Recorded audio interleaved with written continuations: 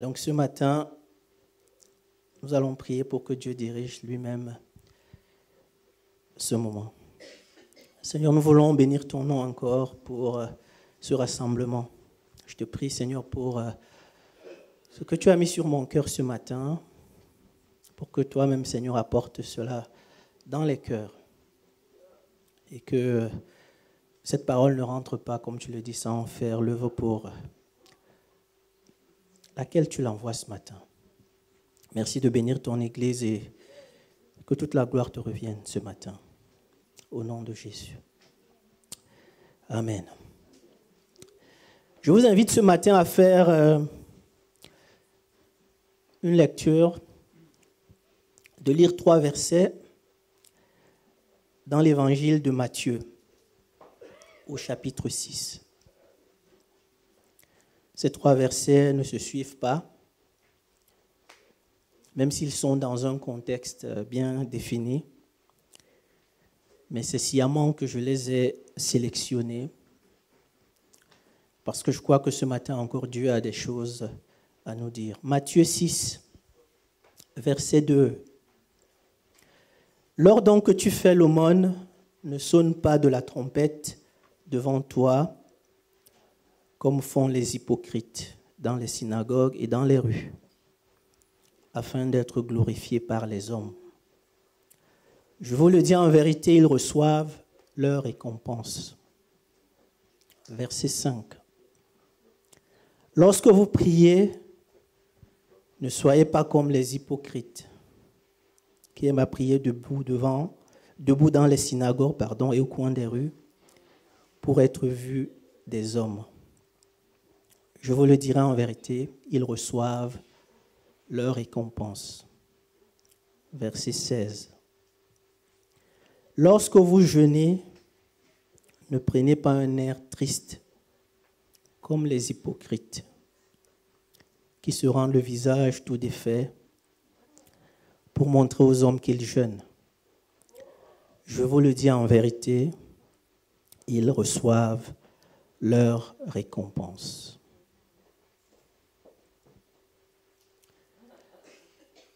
Lorsque nous devenons enfants de Dieu en Jésus-Christ,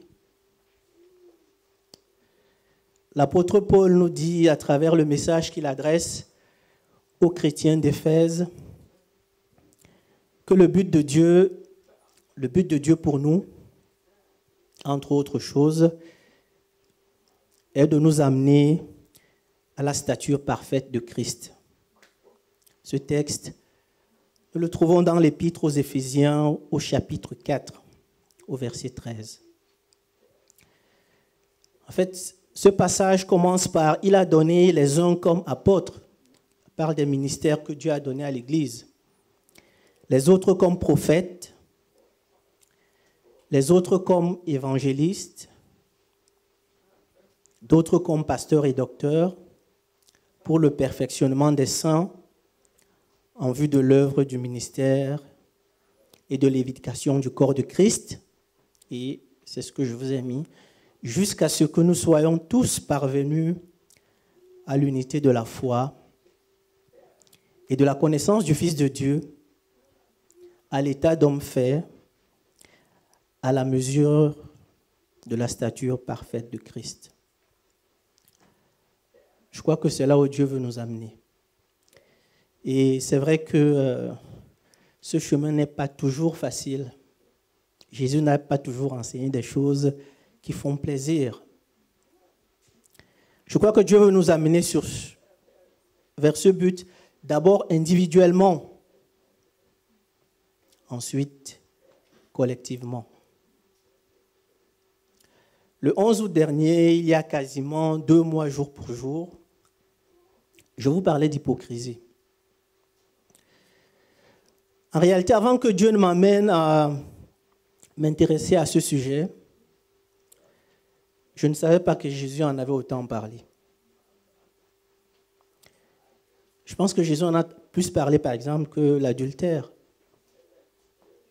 Ça nous surprend, mais en tout cas, j'ai été le premier surpris. Lors de ce message, je disais que lorsque Dieu m'a conduit à regarder ce sujet, je me suis rendu compte que c'était un sujet qu'il fallait prendre au sérieux. Et je disais tout à l'heure que Jésus n'a pas parlé que des choses qui font plaisir. C'était quelque chose qu'il fallait prendre au sérieux parce que, en fait, ce que Jésus disait des hypocrites pour la fin des temps, il dit que les hypocrites seront là où il y aura des pleurs et des grincements de dents. Mais c'était un sujet sérieux aussi parce qu'en fait, il pouvait prendre différentes formes. Il pouvait prendre différentes facettes. Qu'il pouvait se manifester de différentes façons. Quelque chose de sournois dont on peut facilement s'en accommoder, même dans l'Église. Je me souviens que ce jour-là, parce que c'est la première chose que Dieu avait mis sur mon cœur, j'avais parlé des hypocrites qui jugent. C'est-à-dire ceux qui ne s'appliquent pas à eux-mêmes la mesure qu'ils utilisent pour juger les autres. C'était la raison pour laquelle Jésus nous recommandait de ne point juger. Ne jugez point afin que vous ne soyez point jugés. Car on vous jugera du jugement dont vous jugez. Et l'on vous mesurera avec la mesure dont vous mesurez. C'est dans l'évangile de Matthieu au chapitre suivant. En fait, ça je ne l'ai pas marqué, mais Jésus a, dans ce que nous dit Matthieu, c'est cette partie qu'on appelle souvent le sermon de la montagne, où Jésus a beaucoup enseigné sur les principes du royaume de Dieu. Et c'est intéressant de revenir là-dessus parce qu'on trouve les fondements de notre foi, les fondements des principes du royaume de Dieu. Aujourd'hui, nous allons continuer à parler d'hypocrisie. J'aurais pu, honnêtement, donner un autre titre à ce message, un titre un peu plus sympa, un titre qui fait un peu plus plaisir, qui passe un peu plus la pommade. Mais je crois que en fait, ce n'est pas ce que Dieu est en train de me dire. Et ce que je partage avec vous, c'est aussi ce que Dieu me dit, Dieu me parle. Et je crois que lorsque Dieu parle, il ne le fait pas pour rien. Cette fois, nous allons parler des hypocrites qui font des choses pour être vus des hommes. Je suis reconnaissant envers Dieu pour son timing, parce que normalement, je ne devais pas intervenir aujourd'hui. Lorsque Dieu m'a conduit à m'intéresser à ce sujet, il y avait un certain nombre de thèmes qui sont revenus. Le premier, je l'ai évoqué. Et je n'étais pas prévu aujourd'hui. Et lorsque le pasteur m'a dit, est-ce que tu pourras me remplacer le 13 ? Moi, j'ai dit, Seigneur, voilà, tu as décidé que je vais parler de ça du 13. Donc, Dieu a le calendrier global. Et s'il a voulu que j'en parle aujourd'hui, il sait pourquoi. Mais je pense aussi que c'est parce que ce qu'on va voir aujourd'hui ne nous éloigne pas des thèmes que nous sommes fixés cette année. Cela ne nous éloigne pas des objectifs que nous sommes fixés pour cette année. Je crois que cela vient surtout nous accompagner et de nous aider à réussir ce challenge. Car lorsqu'on se fixe, lorsqu'on se lance dans une œuvre, les motivations pour lesquelles on le fait sont aussi importantes que le contenu. Les raisons pour lesquelles vous faites quelque chose est aussi important que ce que vous mettez dedans. Donc je bénis Dieu de me donner l'opportunité d'intervenir ce matin.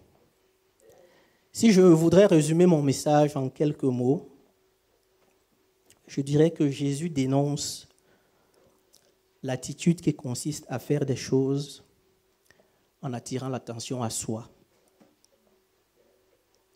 Cette attitude est contraire au principe du royaume de Dieu.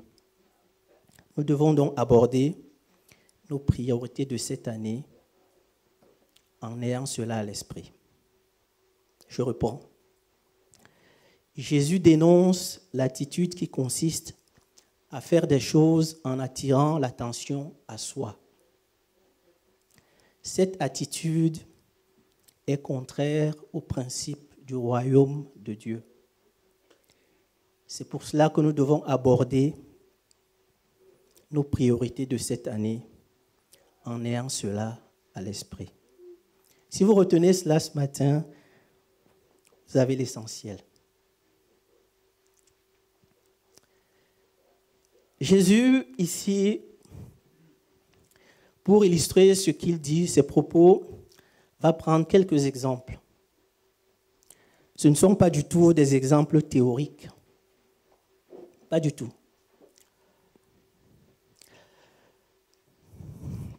La première chose dont parle Jésus ici est de faire l'aumône. C'est une expression un peu ancienne. On disait aussi parfois faire la charité. Peut-être que pour aujourd'hui, plusieurs d'entre nous ne comprenaient pas ce que cela voudrait dire. Alors j'ai regardé dans d'autres versions de la Bible. La version second 21 dit, pour ce premier verset que nous avons dit, donc lorsque tu fais un don à quelqu'un, dans la version français courant, il a dit, quand donc tu donnes quelque chose à un pauvre.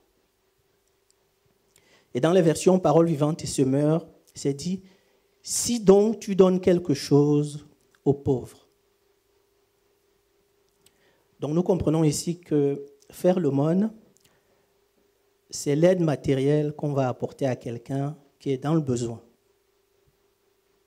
Vous vous souvenez du boiteux qu'on amenait tous les jours dans le livre des Actes au chapitre 3, qu'on amenait tous les jours devant l'entrée du temple.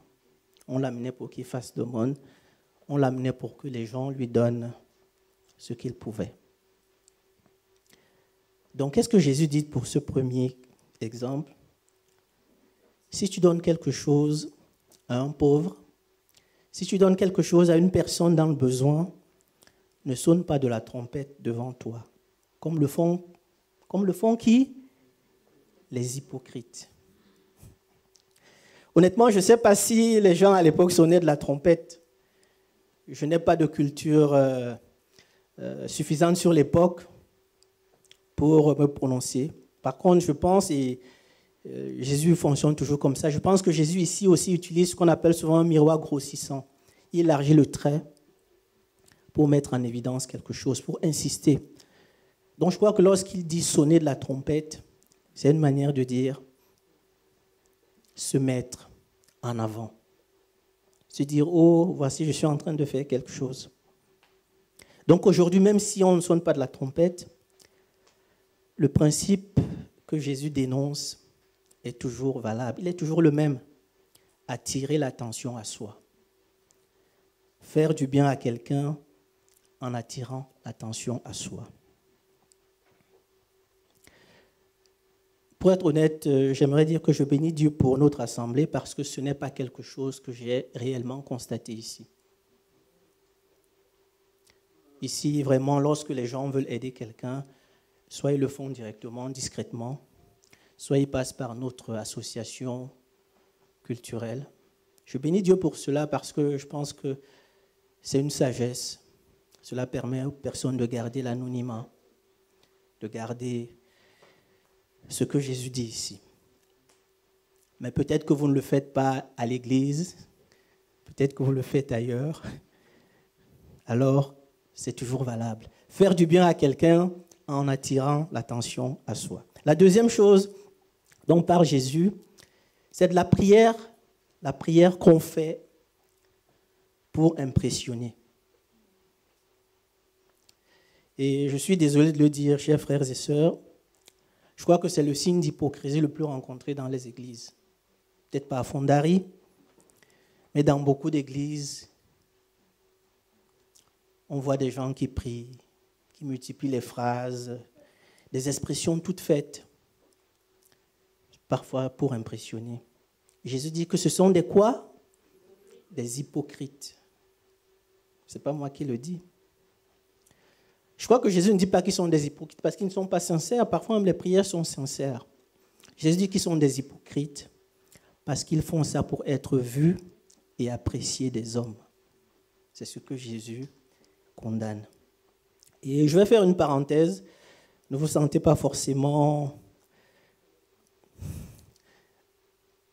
pointé.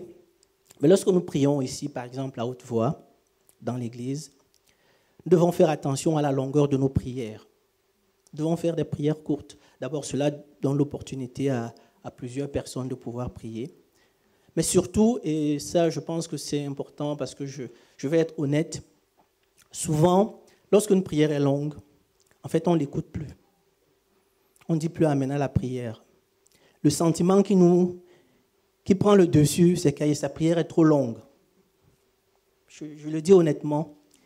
Donc, je ferme cette parenthèse, mais faites attention à cela, chers frères et sœurs, pour que dans l'église, quelqu'un ne dise pas, je ne dis pas amen à sa prière, c'est trop long.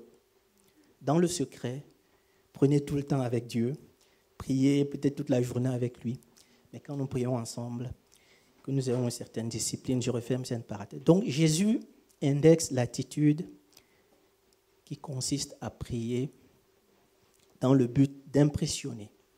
La troisième chose, c'est pendant le jeûne. Je vous disais tout à l'heure que ce qu'on va voir ne nous éloigne pas des priorités de ce que nous avons décidé cette année.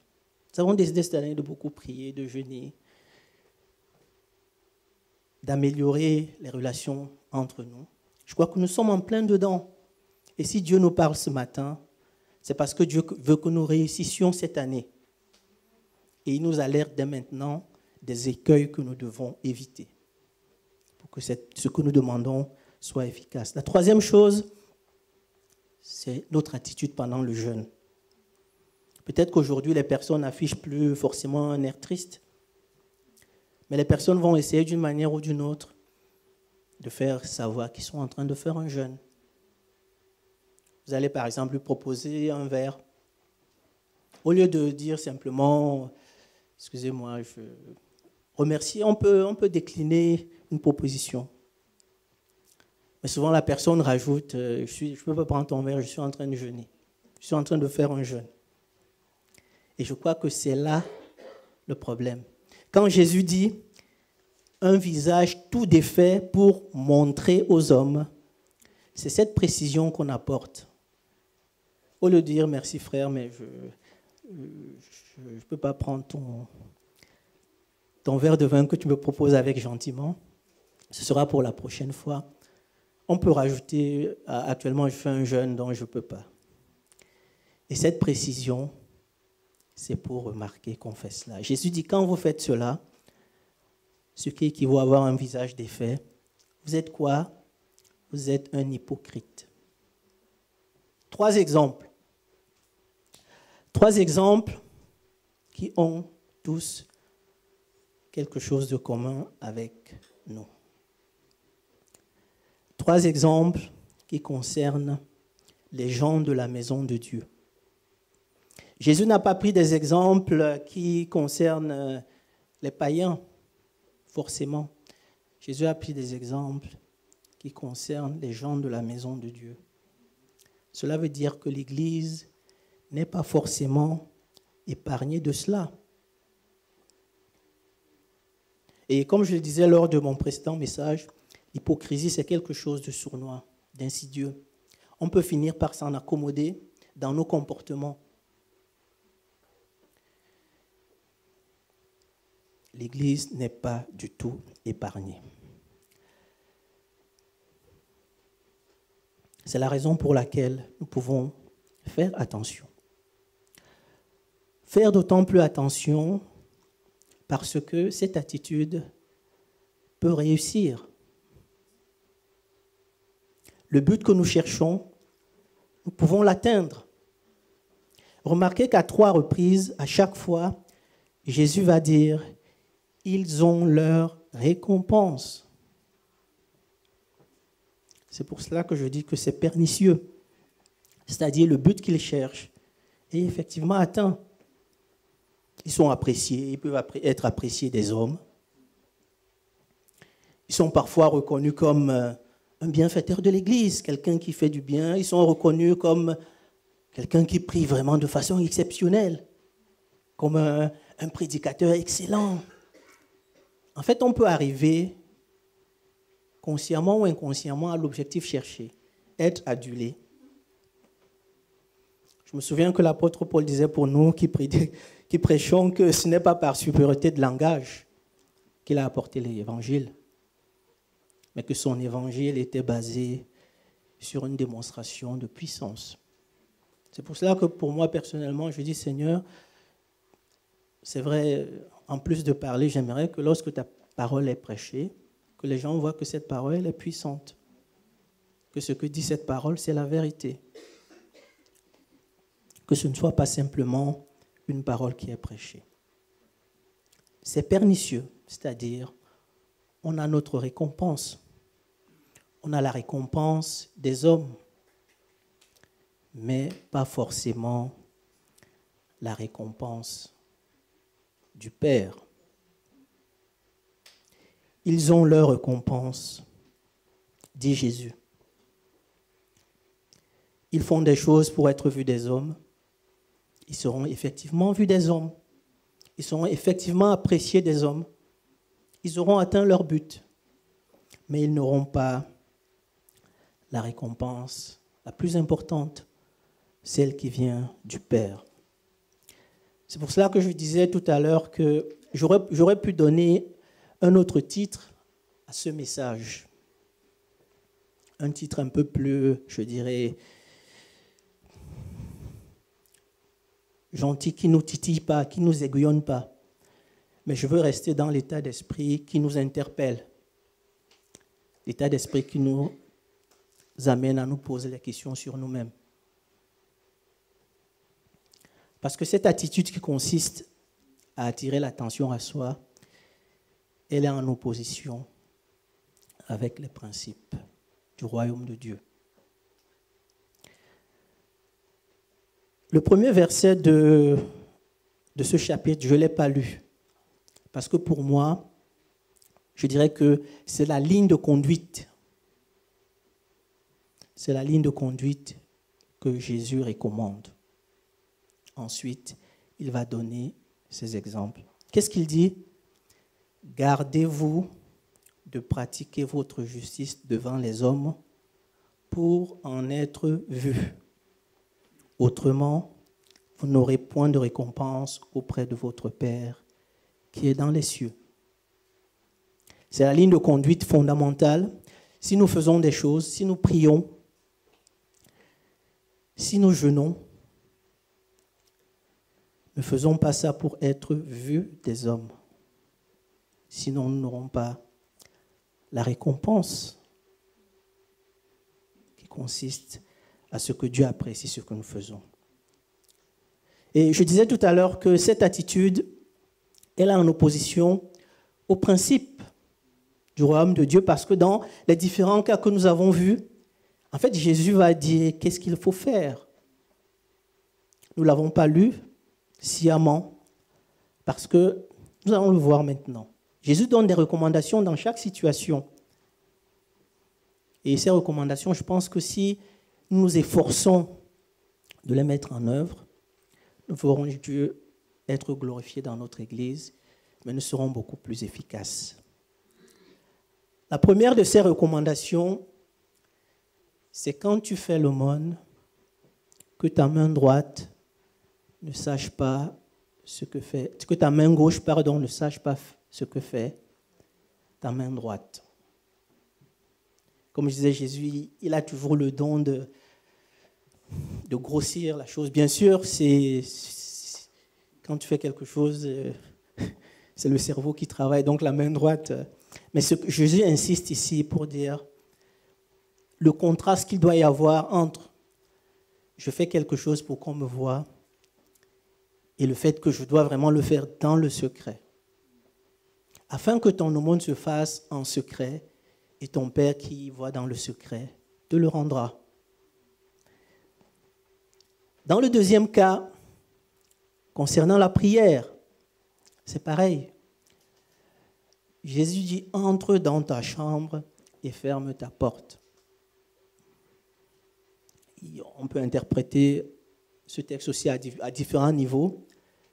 Je reste terre à terre.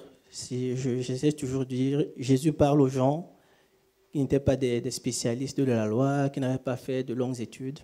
Donc, il leur parlait des choses qu'ils comprennent. Donc, je crois que quand Jésus dit « entre dans ta chambre et ferme ta porte », c'est vraiment au premier degré. Une façon de dire, c'est quelque chose qui est entre toi et Dieu. Ta prière, c'est d'abord ce que tu fais dans le lieu secret entre Dieu et toi. Prie ton Père qui est dans le lieu secret. Ton Père qui voit dans le lieu secret te le rendra. Dans le troisième cas, concernant le jeûne, vous savez qu'à l'époque, quand les gens faisaient le jeûne, ils se mettaient de la cendre, prenaient un sac, se mettaient de la cendre. C'était vraiment, quand on le voyait, on savait qu'ils ne sont pas dans un beau jour. Qu'est-ce que Jésus dit? Parfume ta tête et lave ton visage, afin de ne pas montrer aux hommes que tu jeûnes, mais à ton Père qui est dans le lieu secret. Et ton Père qui voit dans le lieu secret te le rendra. À chaque fois, c'est d'abord une histoire entre toi et ton Père céleste. C'est un principe vraiment fondamental que nous devons garder. Si nous faisons les choses dans cette intention, nous allons voir comment Dieu va se manifester. Même si nous prions ici dans l'église, ce n'est pas interdit. Mais le principe fondamental, c'est d'abord une histoire entre Dieu et nous. Parce que Jésus, si nous n'agissons pas dans ce sens-là, nous sommes considérés comme des hypocrites. Et nous savons qu'est-ce que cela veut dire. Ce sont des situations que nous rencontrons. Jésus n'a pas pris des situations qui sont en dehors de l'Église. Il a pris des situations qui concernent l'Église. Je sais que le monde dans lequel nous vivons ne répond pas à ces principes. Nous savons qu'au boulot, il faut se mettre en avant pour progresser. Nous savons que dans le monde, il faut se mettre en avant pour avoir les honneurs. Il faut être reconnu. Nous sommes dans une génération où c'est le like des réseaux sociaux. Donc, nous vivons dans un système qui n'est pas du tout ce que Jésus nous enseigne, qui n'est pas le système des principes des royaumes de Dieu. Nous vivons dans un système où on a besoin d'être apprécié des hommes. C'est ainsi. Malheureusement, ce système ne correspond pas aux principes du royaume de Dieu. Et s'il y a un des principes du royaume de Dieu que je veux souligner aujourd'hui par rapport à ce message,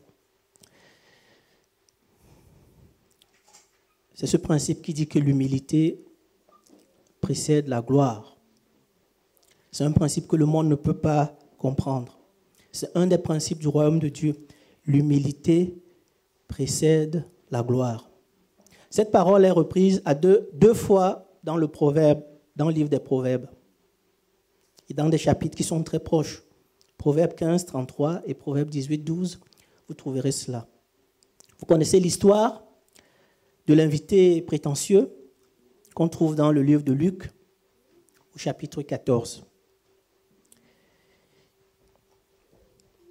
Nous pouvons lire cela. Luc, chapitre 14, versets 7 à 11. C'est 4 versets, mais je pense que nous pouvons les lire. Il est parlé de l'invité prétentieux. C'est Jésus qui va adresser une parabole. Il adressa ensuite une parabole aux conviés en voyant qu'ils choisissaient les premières places. Et il leur dit, lorsque tu seras invité par quelqu'un à des noces, ne te mets pas à la première place, de peur qu'il y ait parmi les invités une personne plus imminente que toi, et que celui qui vous a invité, l'un et l'autre, ne vienne te dire, s'il te plaît, cède la place à cette personne-là. Tu aurais alors la honte d'aller occuper la dernière place. Mais lorsque tu seras invité, va te mettre à la dernière place, afin que quand celui qui t'a invité viendra, il te dise, mon ami, monte plus haut. Alors, cela te fera honneur devant tous ceux qui seront à table avec toi. Et le verset 11, qui est comme une synthèse, dit, car quiconque s'élève sera abaissé, et quiconque s'abaisse sera élevé. Ce que j'aime avec Jésus, Fils de l'homme, c'est qu'il n'a pas usé de passe-droit. Jésus a respecté lui-même tous ses principes. Jésus a respecté ses principes de façon merveilleuse. Et j'ai mis ici trois passages de l'Écriture qui nous permettent de réaliser cela. D'abord, plusieurs siècles avant que Jésus ne vienne, lorsque le prophète Isaïe parle de lui, il est présenté comme quelqu'un qui n'avait rien pour attirer l'attention. Il s'est élevé devant lui comme une faible plante, comme un rejeton qui sort d'une terre desséchée. Il n'avait ni beauté ni éclat pour attirer nos regards. Et son aspect n'avait rien pour nous plaire. On parle du Christ. Et lorsque Jésus va venir sur terre pour son ministère, je crois que j'en avais déjà parlé une fois, il va faire quelque chose que je n'avais toujours pas compris jusqu'à récemment. Lorsqu'il va leur demander, qui dites-vous que je suis? Et que Pierre va dire, tu es le Messie, le Fils de Dieu. Jésus leur recommande de ne rien dire à personne. Nous savons qu'aujourd'hui, si quelqu'un a une petite notoriété, il fait tout pour la faire connaître. Jésus sait qu'il est le Messie. Il va dire, il ne faut pas que cela se sache. Ne dites rien à personne. Peut-être parce que Jésus savait que si les gens le savent, ils vont peut-être adapter leur attitude, leur comportement. Ne dites cela à personne. Et le troisième passage, il concerne, une fois que Jésus était parti, l'apôtre Paul ne l'a pas connu. Mais ce texte, il est merveilleux parce que l'apôtre Paul dit que Jésus s'est humilié. Il s'est humilié, se rendant obéissant jusqu'à la mort et la mort par la croix. C'est pour ça qu'il a dit que Dieu l'a souverainement élevé. Il lui a donné un nom qui est au-dessus de tout nom. Je le disais, Jésus n'a pas essayé d'utiliser le passe-droit, disant je suis le Fils de Dieu, je vais m'arranger avec ces règles. Non, Jésus a respecté tous les principes importants du royaume de Dieu. Il les a mis en œuvre. Alors, nous devons faire attention à cela. La Bible dit que Dieu résiste aux orgueilleux, mais il fait grâce aux humbles.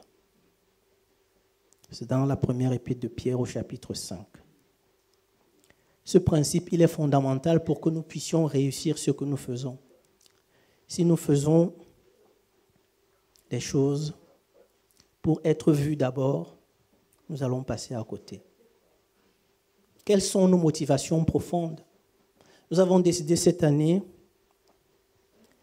de prier un peu plus, de jeûner, de demander à Dieu de visiter notre Église, de nous donner l'autorité spirituelle pour que lorsque nous prions, que les gens voient que Dieu est présent ici, d'améliorer les relations les uns avec les autres, d'avoir une louange un peu plus puissante.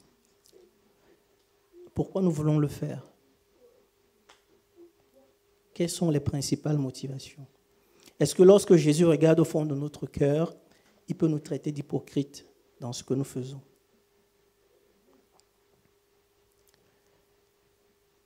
C'est pour cela que je disais que je bénis Dieu pour que ce message arrive maintenant, parce que nous sommes dans une lancée. Et je suis persuadé que Dieu veut bénir l'Église. Mais Dieu veut que nous faisions les choses en respectant les principes de son royaume, afin qu'il n'y ait pas d'obstacle dans les cieux. Et parfois, même quand il n'y a pas d'obstacle, vous savez que l'ennemi, il vient accuser. Satan a accusé Job en disant, Dieu, mais c'est normal, il te bénit parce que tu lui as tout donné. Prends-lui quelque chose. Imaginez lorsque l'Église, que ce soit individuellement ou collectivement, nous ne faisons pas les choses en respectant les principes du royaume de Dieu. Heureusement que Christ est notre avocat. Christ est notre avocat pour nous défendre. Béni soit son nom. Donc cette année, nous allons aborder nos priorités. Nous devons les aborder avec les bonnes motivations. D'abord, pour la gloire de Dieu. Comme je disais, c'est que lorsque les gens arriveront dans ces lieux, que les gens puissent glorifier Dieu en disant « Dieu est présent ici ». Louez Dieu pour ce qu'il fait ici. Et vous verrez par la suite, Dieu honorera l'Église. Mais la deuxième chose, et ça c'est important, c'est privilégier l'intimité personnelle avec Dieu. Il y aura un moment de prière dans l'Église, il y aura des moments de jeûne dans l'Église. Et comme le dit souvent notre pasteur, le temps que nous passons dans l'Église est une infime partie de notre temps. La majeure partie du temps dans la prière et le jeûne, ce sera ce que nous ferons chez nous, dans l'intimité avec Dieu, où il n'y aura personne pour nous voir, il n'y aura personne pour apprécier la prière qu'on fait. Les relations que nous aurons établies avec les frères et sœurs hors de l'Église, ce sont ces relations qui auront le plus d'impact. Nous verrons 2 heures ici à l'Église. Mais ces liens que nous aurons tissés sont ces liens qui auront de l'impact. Faire les choses, pas pour que les hommes nous apprécient, mais faire les choses pour que le Père qui est dans les cieux nous apprécie et nous récompense. Alors les gens viendront ici pour louer Dieu et bénir son nom. Que son nom soit béni ce matin. Amen. Seigneur, je te remercie parce que nous sommes encore devant toi ce matin et Seigneur, nous voulons faire les choses comme tu nous le demandes. Nous voulons, Seigneur notre Dieu, nous approcher de toi avec crainte parce que si Christ n'était pas venu, nous n'aurions aucune chance de nous approcher de toi. Seigneur, et ce matin, tu nous rappelles que nous devons d'abord, comme priorité, faire les choses pour la gloire de ton nom. En attendant, Seigneur, une récompense qui vient de toi. Et toi-même, tu nous élèveras. Alors, je te prie pour chacun, individuellement, mais aussi pour l'Église, pour que tu nous accordes la sagesse, pour que tu fasses ton œuvre dans nos cœurs et que cette parole, Seigneur, puisse faire son chemin et que ton nom soit glorifié ici, au nom de Jésus. Amen. Je vais laisser le groupe de louange.